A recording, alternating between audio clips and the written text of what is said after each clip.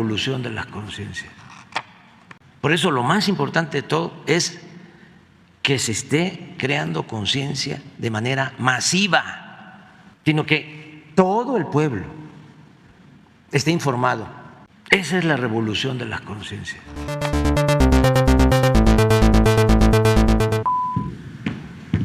Señor presidente, con su permiso, buenos días a todas, a todos. Hoy es 22 de marzo, esta es la sección ¿Quiénes quieren las mentiras de la semana?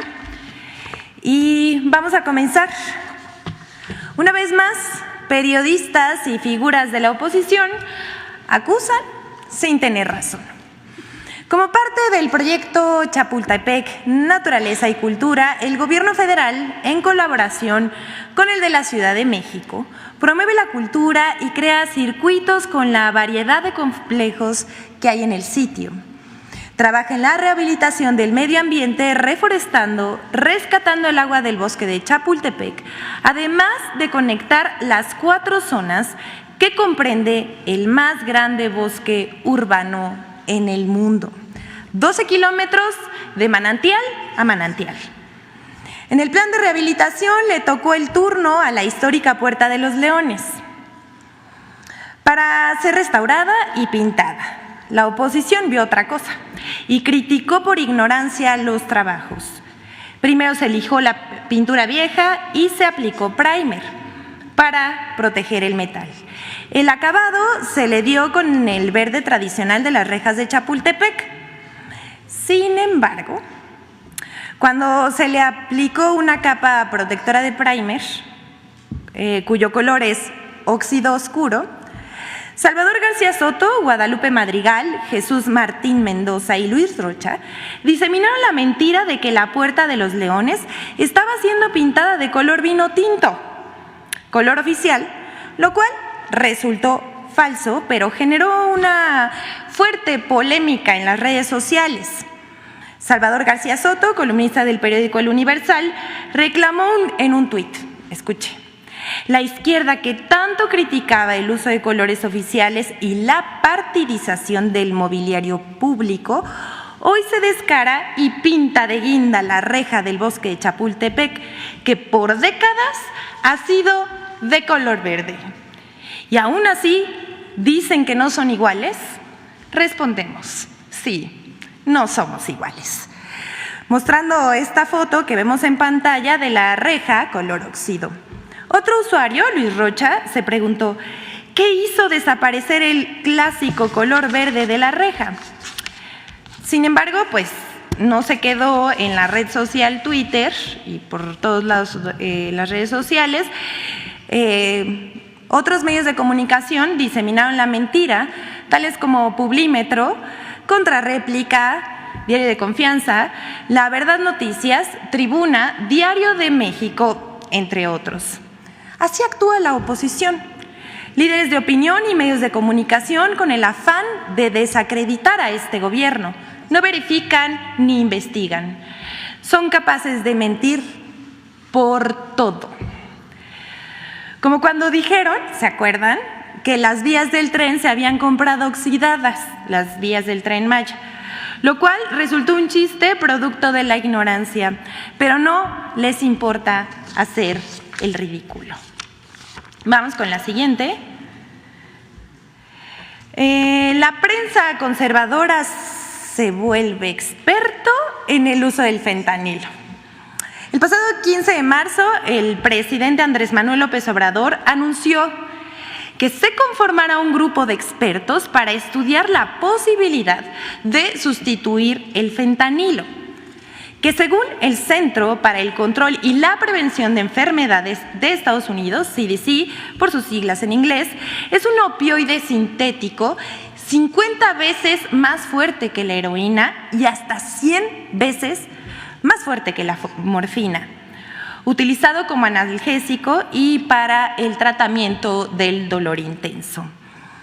En la última década, ha crecido el uso de fentanilo fabricado ilícitamente y que es combinado con otras sustancias como la cocaína, heroína o metanfetaminas, lo cual es muy peligroso porque puede causar sobredosis y la muerte. Las muertes por sobredosis de opioides en Estados Unidos en 2021, según esta misma organización, CDC, superaron las 100,000 personas. Se estima que este año, el año 2022, murieron 106,000 personas por sobredosis de opioides. Estas muertes superan las producidas por armas y accidentes automovilísticos. Así de grave es la situación en Estados Unidos. Pero esa epidemia de fentanilo, como llaman algunos expertos en Estados Unidos, fue provocada por una empresa farmacéutica que engañó al público con consentimiento de la FDA de ese país, es decir, con autorización del gobierno estadounidense. La combinación del fentanilo que llega de Asia con otras drogas como la cocaína y las metanfetaminas y la heroína. Pero en estas últimas semanas, políticos de Estados Unidos, republicanos y también demócratas, usan el tema del fentanilo con motivos electorales y culpan a México de sus crisis y de fabricar fentanilo ilegal que llega a su país. Sin embargo, se equivocan. Aquí hay un mapa de la DEA que explica cómo el fentanilo que llega a Estados Unidos, la mayor parte llega directamente a sus puertos desde Canadá. Solo 1/3 de esa droga proviene de México. Además, parte de los precursores del fentanilo llegan a México desde Estados Unidos. Pero los políticos y conductores de radio y televisión más racistas incluso señalan que los migrantes indocumentados son los que introducen el fentanilo a su país. Indignante. Una encuesta de NPR Ipsos de septiembre de 2022 encontró que 39%, aquí lo vemos en la pantalla, de los estadounidenses y 60% de los republicanos creen que la mayor parte del fentanilo que ingresa a Estados Unidos es introducido de contrabando por inmigrantes no autorizados que cruzan la frontera ilegalmente. Todo esto es falso.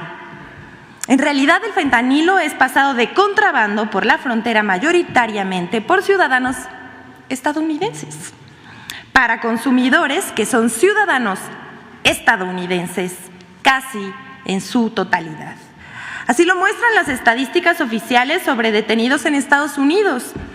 En 2021, el 86% de los detenidos por tráfico y venta de fentanilo fueron ciudadanos estadounidenses. Y la pregunta que todos nos hacemos es, ¿dónde están los cárteles estadounidenses que contrabandean, distribuyen y venden fentanilo y otras drogas? ¿Qué se hace en contra de ellos? De eso no habla el Departamento de Estado. Debido al uso político del tema y los riesgos que conlleva la expansión de su consumo, es interesante la propuesta del jefe del Ejecutivo Federal de que se prohíba el uso de fentanilo en México. Sin embargo, se desató una campaña para cuestionarla y desestimarla en la prensa nacional e internacional, columnistas y conductores de noticias. A ellos se sumaron Reforma, The Washington Post, Sergio Sarmiento, Jorge Fernández Menéndez, Alejandro Hope, Carlos Marín y otros. Ahora estas personas, periodistas y medios de comunicación, son expertos en dolor y en analgésicos para desacreditar lo dicho por el presidente López Obrador, nada más.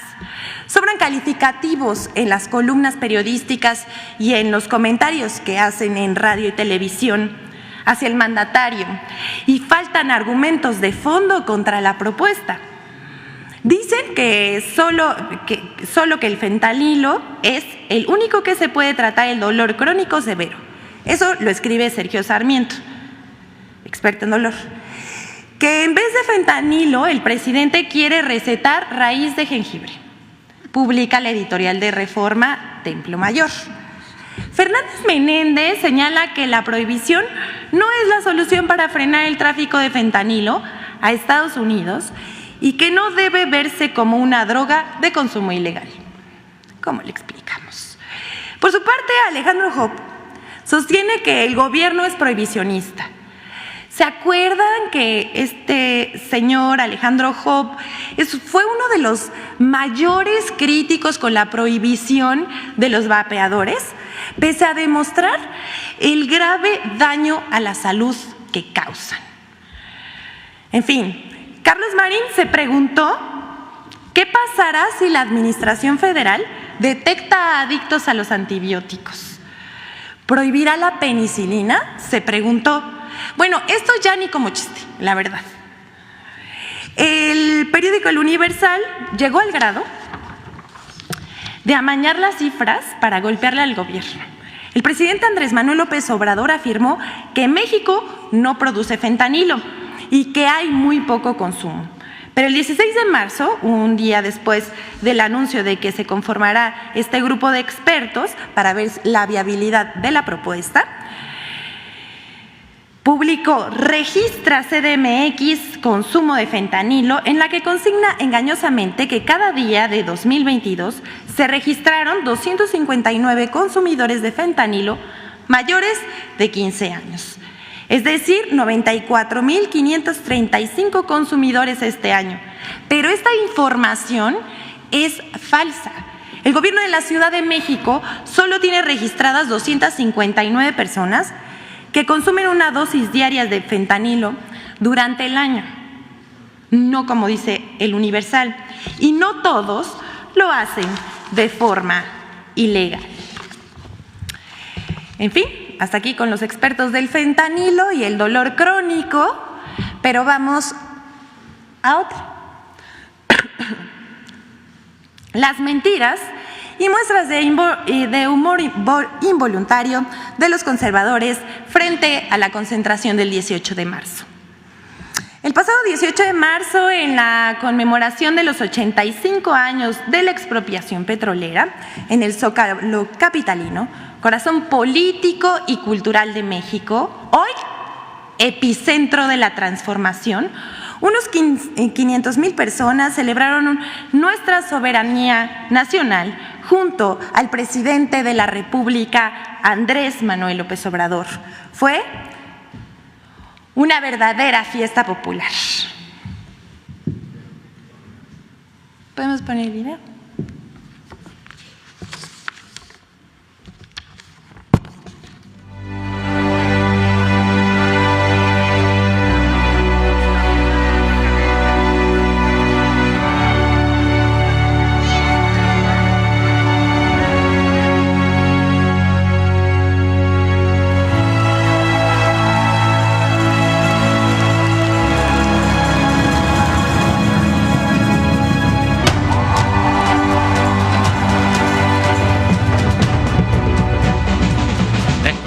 Petrolera fue apoyada por la mayoría del pueblo.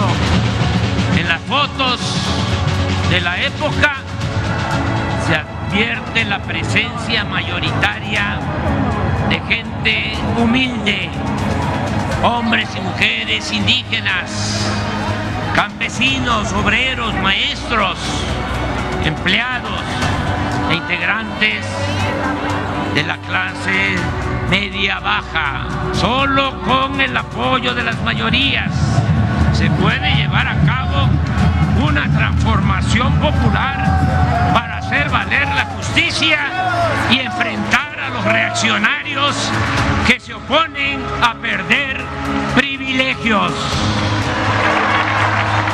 No aceptaremos nunca que en México se imponga una minoría a costa de la humillación y el empobrecimiento de las mayorías.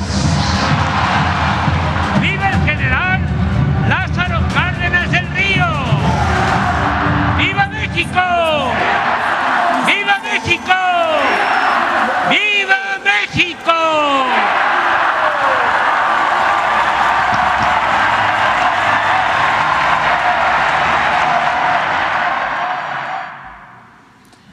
Bueno, solo decir que estas imágenes impresionantes de la marcha del 18 de marzo me recordaron a un tuit que escribió Damián Alcázar, que llenar el Zócalo pasó de moda. Lo de hoy es llenar la Ciudad de México. Y bueno, pues vamos a seguir. Esto que pasó el 18 de marzo, pues a la oposición no le gustó. Y como siempre difundió mentiras, como siempre ocurre. Muy temprano se levantó Pedro Ferriz a publicar ese día que hubo rituales de los brujos de Palacio para invocar entidades oscuras. Ya hay que decirle que ni como chiste queda. Luego otra vez publicó otra mentira más tarde diciendo que así había quedado el Zócalo, pero esa es una foto de 2017. Y bueno, luego, con ayuda de las cuentas que utiliza la oposición para inflar tendencias, comenzaron las acusaciones de acarreo y pago a los asistentes de la concentración. Sin embargo, como es de esperarse, la verdad siempre sale a la luz. Mire este ejemplo. Esta publicación en la que denuncian que se le estaría pagando a la gente para asistir al Zócalo, pues es falsa. Es falsa esa afirmación, pero la foto corresponde a la marcha del INE el pasado 13 de noviembre de 2022 y muestra a una señora efectivamente pagando dinero a los asistentes. La foto fue publicada por uno de los convocantes a la marcha, a esa movilización que defiende a los oligarcas. Su nombre, Fernando Belauzarán. Están acostumbrados a ver la paja en el ojo ajeno y no la viga en el propio. Y bueno, ya vimos que solitos se exhiben. Más tarde, miembros de la oposición como Guillermo Sheridan, Chumel Torres, Sandra Cuevas, Fernando Belauzarán, nuevamente, Pascal Beltrán del Río, entre otros, publicaron una foto de un evento del 1 de diciembre de 2019 en la que aparece en primera fila el expresidente José Mujica. Y los hijos del presidente la usaron como si fuera del sábado pasado por la conmemoración de la expropiación petrolera para acusar incongruencia del presidente y sus allegados. Pese a toda esta guerra sucia que disipan en redes y en medios de comunicación, existe otro lado que la oposición no ve. Es el otro lado de la pantalla del celular, la calle. Y ahí, a ras de suelo, se demuestra de cómo el pueblo de México ya no se deja engañar. Es un pueblo consciente y educado políticamente, que toma decisiones y hace valer sus derechos. Veamos ahora algunos asistentes a la concentración del sábado. Venimos a dar el apoyo al señor presidente de la República y también al aniversario de la exposición petrolera. ¿Qué piensa usted de la política energética del presidente López Obrador? Es muy positivo porque nos ayuda a bajar los precios de la luz, del gas, de las gasolinas, de los díseles, de muchas cosas. ¿Está de acuerdo con que se esté apoyando a Pemex para que ya no tenga pérdidas? ¿Le parece que está bien lo que está haciendo con Pemex el presidente? Yo creo que esa es la mejor inversión para el país, para toda la sociedad mexicana. Oiga, ¿y cómo vino usted? ¿Lo invitaron? ¿Lo obligaron a venir? No, voluntariamente vine a apoyar esta marcha. Le agradezco muchísimo. ¿Qué están haciendo aquí el día de hoy? Apoyando al presidente Andrés Manuel López Obrador y a la Cuarta Transformación. ¿Qué opinas de lo que se conmemora el día de hoy? La expropiación petrolera, que nunca debió haber sido privatizada como la privatizó el Partido Revolucionario Institucional. Buenas tardes, ¿qué está haciendo aquí el día de hoy? Estamos haciendo asistencia al llamado del señor presidente de la República para conmemorar un año más de la expropiación petrolera que se hizo en 1938. Venimos aquí a demostrar que estamos unidos, que estamos felices, a celebrar y avisar que no es una cosa chiquita, venimos de muchos estados. Yo vengo de Guerrero. ¿Y los acarrearon como dicen los conservadores? No, realmente de hecho yo soy Nini. Oye, ¿y ustedes son acarreados? ¿Alguien les pagó algo? Sí, Andrés Manuel López Obrador me pagó con devolverle la dignidad a los pueblos originarios, me pagó con las despensas a los ancianos, a las personas de la tercera edad, a los niños, me pagó con todo lo que hace para México, me pagó con cómo defiende a nuestro país. Es un presidente que tiene los pantalones bien puestos a tener amor propio, a defender a nuestro país, a estar súper orgullosos. Entonces, con eso me pagaron. ¿Y hoy por qué se están manifestando o qué es lo que están defendiendo hoy?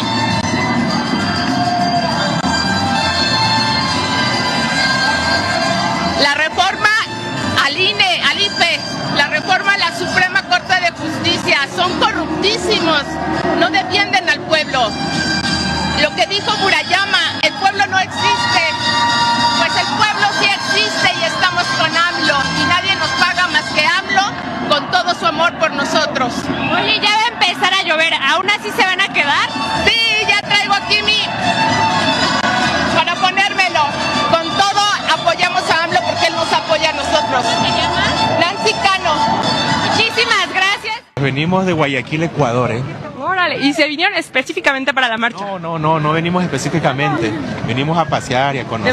De vacaciones, pero vemos la oportunidad de la convocatoria que hizo el presidente y vemos todo este entusiasmo, el llamado del presidente, y el pueblo es convocado, el pueblo asiste sin ser acarreado, sino por convicción, por voluntad, porque ha visto un cambio en México en las políticas internas y externas. Ha sido más claro. De la oposición que no somos iguales, nosotros no somos acarreados, no nos pagan, venimos por convicción y venimos por amor, no porque nos paguen como ellos que tuvieron que jalar un chingo de gente que no sabían ni a qué venían. Nosotros sabemos a qué venimos, a celebrar la expropiación petrolera y a decirle al presidente que lo amamos, porque él, como los héroes que nos dieron patria, vino a rescatarla. Bueno, esas son las muestras. Espérame, todavía no acabo. Una avalancha de personajes. Para concluir esto, una avalancha de personajes se han pronunciado que en esta marcha sobre la efigie de la ministra Norma Piña y han condenado que hayan quemado su figura. Hablan de violencia de género, de amenazas, de poner en riesgo a la ministra. El presidente ha señalado que se puede hacer crítica de las mujeres y de los hombres que se dedican a la política, pero sin llegar al extremo de la violencia verbal, simbólica y mucho menos física. Este movimiento ha sido y seguirá siendo pacífico, afirmó el mandatario. Cuando ha aparecido la efigie del presidente en la marcha en defensa del INE, como vemos aquí en pantalla, o estas otras figuras y dibujos, pues nadie ha dicho nada. Aquí vemos en otra imagen cómo queman una efigie del presidente en el Zócalo durante una marcha feminista. Pero en ninguno de esos casos, en ninguno, nadie dijo nada, ni hubo condenas, ni debates, tampoco hubo críticas unánimes, ni protestas de conductores. Pero ahí la dejamos, sin antes mostrar este video que hacemos en colaboración con Infodemia sobre los mensajes de odio de la derecha y de los medios contra el presidente de la República, Andrés Manuel López Obrador. A pesar del nivel que alcanzan, de la violencia verbal que alcanzan, luego se quejan de que no hay libertad de expresión, pero pueden decir lo que quieran. De este lado, nadie se escandaliza ni censura.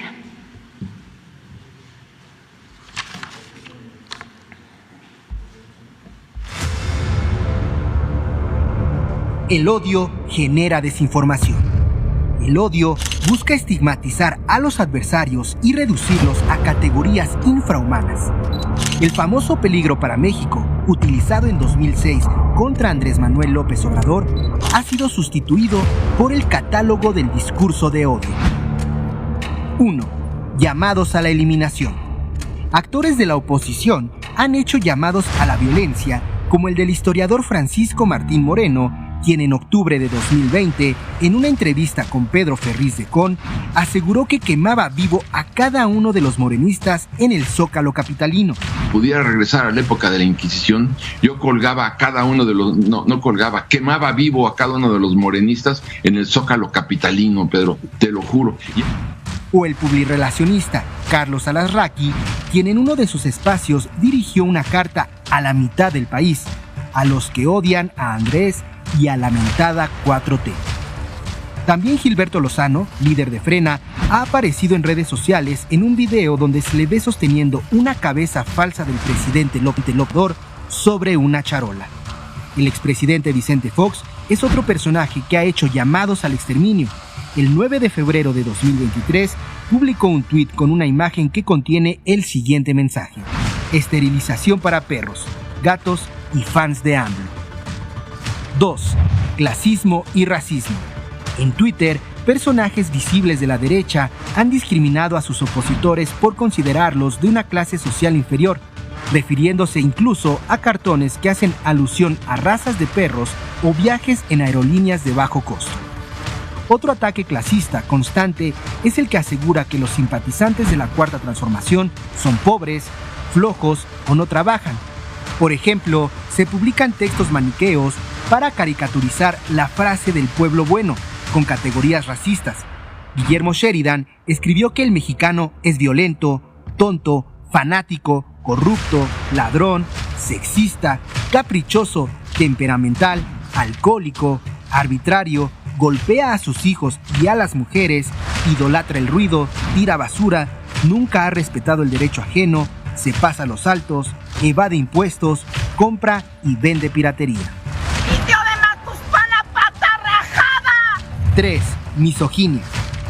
La mayor violencia política por razones de género se ha ejercido contra mujeres destacadas de la Cuarta Transformación, que han sido víctimas de ataques de odio, sin considerar su trayectoria en la política o el ejercicio de su labor en la administración pública. Las han disminuido calificándolas de florero, títeres, sometidas e incluso se les ha descalificado por su aspecto físico. 4. Superioridad intelectual. Para fortalecer su posición, la derecha ha repetido constantemente que los electores y simpatizantes de la Cuarta Transformación son perrada, corriente, ignorante y sin educación. Incluso los califican como una secta. Infodemia. Es cuanto, señor presidente. Muchas gracias. Y lo nuestro es una revolución de las conciencias.